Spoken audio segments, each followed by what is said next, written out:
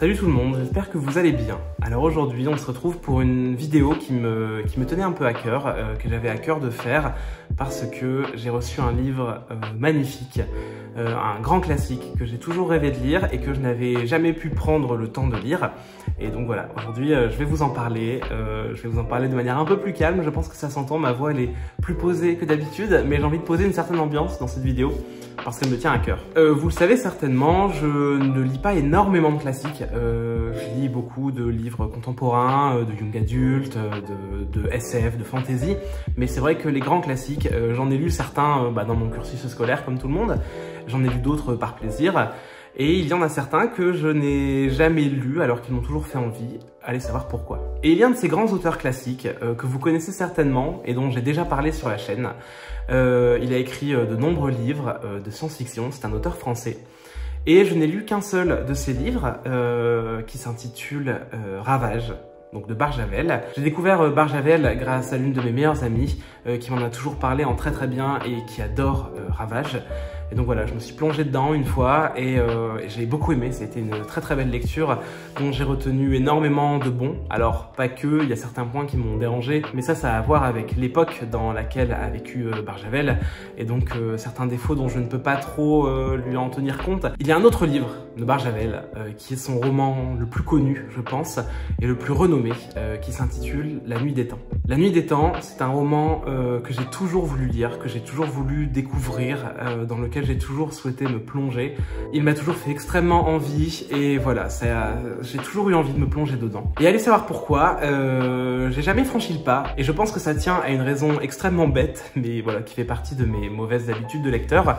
J'aime bien avoir des beaux livres et c'est vrai que face au monument qu'est La Nuit des Temps de Barjavel, je me suis toujours dit que je pourrais me plonger dedans le jour où j'arriverai à trouver une édition qui rend assez hommage à ce livre, voilà, pour que je daigne m'y plonger. C'est très élitiste de dire ça, mais voilà, j'avais pas envie de me l'acheter en poche.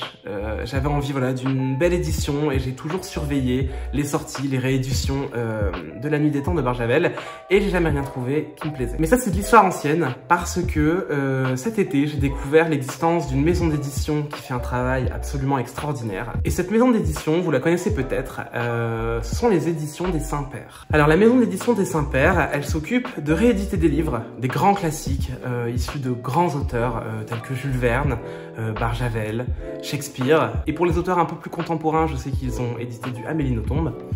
Et la particularité des livres des éditions des Saint-Pères, ce sont la manière dont les livres sont édités et reliés et surtout leur contenu. Parce que les Saint-Pères ne se limitent pas juste à récupérer un ouvrage et à l'éditer dans une édition plus jolie. Ils vont plus loin que ça. C'est une maison d'édition qui récupère les écrits originaux des auteurs, donc leurs manuscrits, et qui édite des livres sous forme de manuscrits. Pour vous donner l'exemple de Jules Verne, il me semble qu'ils ont édité 20 milieux sous les mers ou Le Tour du monde en 80 jours, je ne sais plus quelle œuvre, mais voilà, ils ont réédité une des œuvres de Jules Verne à partir de son manuscrit, et donc on a le livre écrit de sa main, voilà, dans un format très grand, très beau. Et voilà, c'est une maison d'édition que j'ai découverte cet été, et en regardant leur catalogue, j'ai découvert qu'il y a peu, ils avaient édité La Nuit des Temps de Barjavel à partir de son manuscrit. Autant vous dire que quand j'ai vu ça, je me suis dit, oh là là, ça y est, je pense que j'ai trouvé dans quelle édition je veux me plonger dans La Nuit des Temps. Donc j'ai eu très envie de me le commander, sauf que bon, ce sont des ouvrages de luxe, ce sont vraiment des éditions premium. Les livres sont reliés à la main, dans un grand format, sur du papier de grande qualité. Enfin, il y a vraiment un énorme travail d'édition là-dessus. Ce qui fait que les livres ne sont pas donnés. C'est vraiment des livres de collection qu'on peut pas s'acheter sur un coup de tête. Donc voilà, j'étais très déçu et je me suis dit bon, je vais devoir mettre un peu de côté pour pouvoir découvrir ce chef-d'œuvre. Et voilà, je me suis dit qui ne tente rien n'a rien et j'ai pris contact avec cette maison d'édition et j'ai eu l'immense honneur de recevoir dans ma boîte aux lettres quelques semaines plus tard un colis très gros, très volumineux. Je vous avoue que je ne m'attendais pas du tout à un colis de cette taille. Et voilà, une fois que je l'ai reçu, que je l'ai eu dans les mains, je savais ce qu'il y avait à l'intérieur. J'ai pris le temps de l'ouvrir. Je vous avoue que ça a été un petit moment d'émotion. Je suis rentré chez moi, j'ai pris le temps d'ouvrir délicatement ce colis. D'ailleurs, j'en ai fait une story sur Instagram. Je ne sais pas si vous l'aviez vu à l'époque. Et donc voilà, je l'ai déballé. Et donc, il contenait en effet La Nuit des Temps de Barjavel dans cette grande édition si belle. Donc vous pouvez voir à quoi est-ce qu'elle ressemble. On a ce grand étui bleu en tissu. Et donc pour cette édition, les livres ont été séparés en deux parce que il y avait énormément de pages de manuscrits. Donc voilà, ils ont édité ça sous forme de 2 volumes. Pour l'instant, j'ai lu le premier volume. Je ne suis qu'à mi-chemin dans ma lecture, mais je vous en parlerai un petit peu plus tard. Vous pouvez voir donc sur la première page La Nuit des Temps, quelques notes de l'éditeur. Et ensuite commence le manuscrit avec une première page de notes pour la dactylo. Donc voilà, où Barjavel a expliqué ses consignes donc pour la dactylo afin qu'elle recopie le livre à la machine. Et voilà, ensuite on a la page de garde de La Nuit des Temps et c'est comme ça que l'histoire commence. L'histoire, justement, je vais vous en parler un petit peu pour ceux qui ne l'ont pas lu, parce que là c'est vrai que ça fait quelques minutes déjà que je vous parle de l'édition, mais ça me tenait à cœur de la mettre en valeur parce que c'est vraiment un livre magnifique. Au niveau de l'histoire, l'histoire est assez dingue à l'image de l'édition. Nous allons suivre le docteur Simon. Le docteur Simon qui est docteur et qui va partir en mission en Antarctique afin de forer des trous. Donc jusque-là, rien de bien incroyable. Sauf que son équipe va découvrir, niché à plus de, je sais plus combien, 900 000 mètres, je ne sais plus, enfin bref, très très profond dans la glace, ils vont découvrir les vestiges d'une ancienne civilisation qui est extrêmement ancienne, voire trop ancienne pour être vraisemblable, personne n'y croit lors de cette découverte. Et ils vont forer très profondément pour retrouver une sphère qui est prisonnière de la glace et qui contient deux êtres vivants, 2 êtres vestiges de cette civilisation. Et voilà, et à partir de là, on se doute que le docteur Simon va tomber éperdument amoureux de l'un de ces 2 êtres humains, parce qu'il s'agit d'un homme et d'une femme. Et voilà, cette découverte va bouleverser toute l'humanité. On va presque suivre ça en temps réel. Et l'immersion dans ce livre, elle est vraiment incroyable. On va suivre en même temps les écrits du docteur Simon qui raconte son histoire et tous ses regrets à propos de cette découverte dans ce qui pourrait être un journal intime ou une lettre. Et parallèlement à ça, on va suivre l'évolution de cette histoire, comme l'humanité et toute cette équipe de recherche a pu la vivre lors de cette découverte. On va alterner entre ce qui est raconté à la télévision, ce que va vivre l'équipe. Ça va vraiment nous donner une impression de vivre le récit en temps réel et d'être presque acteur de cette découverte. Et voilà, le récit est haletant, plein de suspense et en même temps plein de poésie, de mystère, de découverte. Il y a une grande réflexion sur l'évolution de l'homme, sur la recherche, sur l'histoire. Et voilà, c'est vraiment un très très beau livre. À l'heure où je fais cette vidéo, j'ai lu donc le premier volume. Il faut que je me lance dans le second volume, donc je suis vraiment au milieu de l'histoire. Je vous avoue que c'est un livre que je mets beaucoup de temps à lire parce que vu le format, je ne peux pas vraiment le transporter avec moi dans les transports en commun. Et donc voilà, je le lis sur ma grande table, chez moi, quand vraiment j'ai le temps, et quand je peux me poser au calme, dans le silence, et que je peux apprécier vraiment toute la beauté de cette édition. Au niveau de la lisibilité du titre, parce qu'en fait j'ai montré le livre à beaucoup de mes amis et ils m'ont tous dit mais ça doit être un enfer à lire. Et pas du tout. Les premières pages sont assez exigeantes parce que voilà, il faut déchiffrer un petit peu l'écriture de Barjavel. Et une fois qu'on est habitué à sa manière d'écrire, la lecture se fait beaucoup plus fluide. Et c'est vraiment un plaisir de découvrir toutes ces ratures, tous les passages qu'il a écrits, qu'il a raturés, qu'il a réécrits derrière, tous les remaniements qu'il a fait dans le texte, parce que voilà, parfois c'est un peu dur à lire parce que il y a des flèches dans tous les sens, parce qu'on comprend qu'il a voulu mettre tel paragraphe avant l'autre. Et voilà, c'est vraiment une lecture qui demande du temps, mais qui n'est pas fastidieuse, bien au contraire, c'est passionnant de découvrir voilà, des passages qu'il a décidé de retirer, d'autres qu'il a ajoutés au dernier moment. Le roman se lit vraiment à 2 niveaux, parce qu'on a le premier niveau qui est l'histoire que nous raconte Barjavel, et le deuxième niveau, c'est vraiment toute cette réflexion dans le travail d'auteur, et voilà, tous ces remaniements qu'on peut faire dans un livre, et c'est vraiment une lecture passionnante, c'est une lecture incroyable.